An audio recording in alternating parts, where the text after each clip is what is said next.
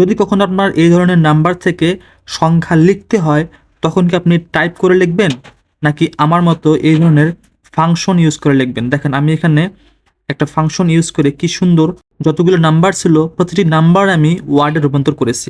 তো আপনি যদি এভাবে ফাংশন ব্যবহার করে নাম্বার থেকে ওয়ার্ডে রূপান্তর করতে চান, হয়তোবা আপনি আপনার পিসিতে গিয়ে এইভাবে আমার মতো ইকুয়াল দিয়ে নাম টু ওয়ার্ড এই ফাংশনটা আপনি খুঁজতেছেন, কিন্তু পাচ্ছেন না। তার কারণ আপনার পিসিতে নেই তার কারণ হচ্ছে এটা আসলে মানে ডিফল্টভাবে ফাংশনটা দেওয়া থাকে না, এই ফাংশনটা আনতে হয় এবং এটা আনার মাধ্যম হচ্ছে VBA কোডের মাধ্যমে।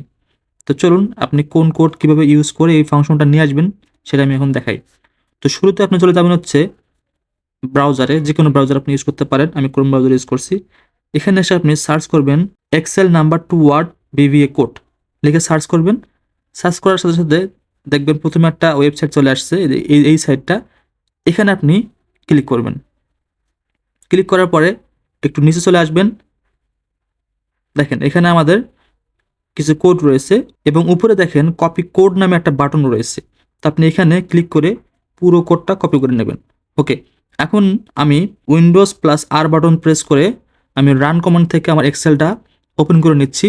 নেওয়ার পরে কিবোর্ড থেকে Alt+F11 এই বাটনটা প্রেস করব। এখন এখানে আসার পরে আমরা ইনসার্ট বাটনে ক্লিক করব, দেন এখানে নিচে দেখেন মডিউল নামে একটা অপশন আছে, এখানে ক্লিক করব। এখানে আসার পরে আমরা Ctrl+V প্রেস করে আমাদের কপিকৃত কোডটা পেস্ট করে দেব।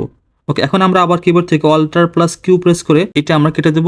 এখন আপনি এখানে আপনার নাম্বার টাইপ করে নেন বা যেভাবে নেন সমস্যা নাই, কিন্তু নাম্বার নেওয়ার পরে আপনি যদি এখন আপনার নাম্বার থেকে ওয়ার্ডে রূপান্তর করতে চান, নাম্বারের পাশে আপনি ইকুয়াল প্রেস করে নাম টু ওয়ার্ড এই ফাংশন কল করবেন। দেন আপনার যে ঘরে নাম্বার রয়েছে আপনি সেই সেলটা সিলেক্ট করে দিবেন, দিয়ে এন্টার। দেখেন চলে আসছে। আপনি জাস্ট এখন এই ফাংশনটা প্রত্যেকটা ঘরে নিতে জন্য ট্র্যাক করে দেন বা ডাবল ক্লিক করেন, সমস্যা নেই। ধন্যবাদ সবাইকে ভিডিওটি দেখার জন্য।